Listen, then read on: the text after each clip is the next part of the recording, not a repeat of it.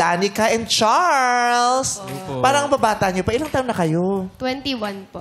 20 years old po. Oh. Mas matanda ka ng isang taon. Malamang kasi 21 siya, 20 nga yung isa eh. Paano mangyayari mas matanda yung 20 sa 21? Ko lang na mas matanda yung babae kaysa sa lalaki. Oo, sinabi niya nga 21 siya, di ba 20? Kaya nga pinaliwanag ko sa... Ang hirap kasi sa inyo, alam nyo na tinatanong nyo pa, pero yung mga alam nyo, nagtatanga-tangahan kayo parang hindi nyo alam pag pinag-uusapan natin, kaya hindi tayo nagkakaintindihan dito eh. Akala ko ba it's a beautiful life? Nagagalit ka. Though I am only living in memories. Ang ganda ng song!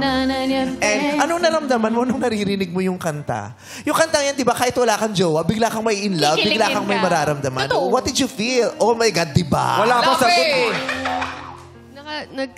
Nakatingin lang po kasi ako sa kanya nung time. So, nung nakatingin ka sa kanya, wala ka na ibang nararamdaman? Parang yung mundo mo Walang bumabalik. sa Nakita ko kanya na lang? kanina, huminga ka ng malalim. Oo, Wala tapos naman. naamoy mo yung hininga mo, di ba nalungkot ka?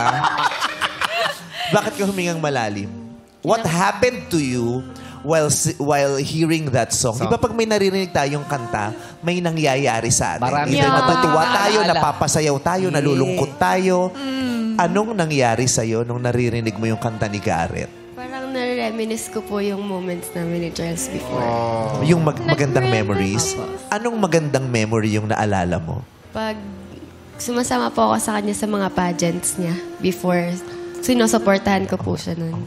Tapos pumapalakpak ka, nakatupis siya sa pageant. Nakatupis si Charles. Oh, Miss Gay kasi yung sinalihan niya. Ikaw, Charles, anong nangyari sa'yo habang naririnig mong kumakanta si Garrett? Para sa akin po, yun rin po, yung pagsama niya kasi takas lang din po yun minsan eh. Tapos at the same time, pag true call, kasi mahilig po siya sa call eh. Tapos pag kailangan niya mag-review, ayun, nire-review ko po siya. Para sa akin po, yun po yung naaalala ko pag ano. Nire-review mo siya through phone? Video call? Wow, Send po sweet siya ng naman. PDF Wow. minsan, gano'n.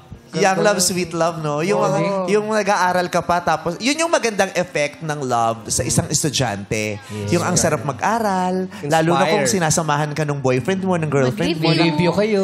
Nagiging mas enjoyable yung pag-aaral at pagre-review. Hindi siya nakaka-stress. Yeah. Correct. Nagkakaroon ng Actually, inspirasyon eh. Inspirasyon yun eh. Inspiration. And yung beauty din ng, for now, yung technology din, yung kahit hindi mo sila kasama through video call, minsan hanggang daba sa pagdulog, yung sabay kayong matutulog, naka-on na yun. Yung Saka magandang nakabukas lang effect yan. ng technology. Yeah. Yan yung magandang effect ng technology. Ganda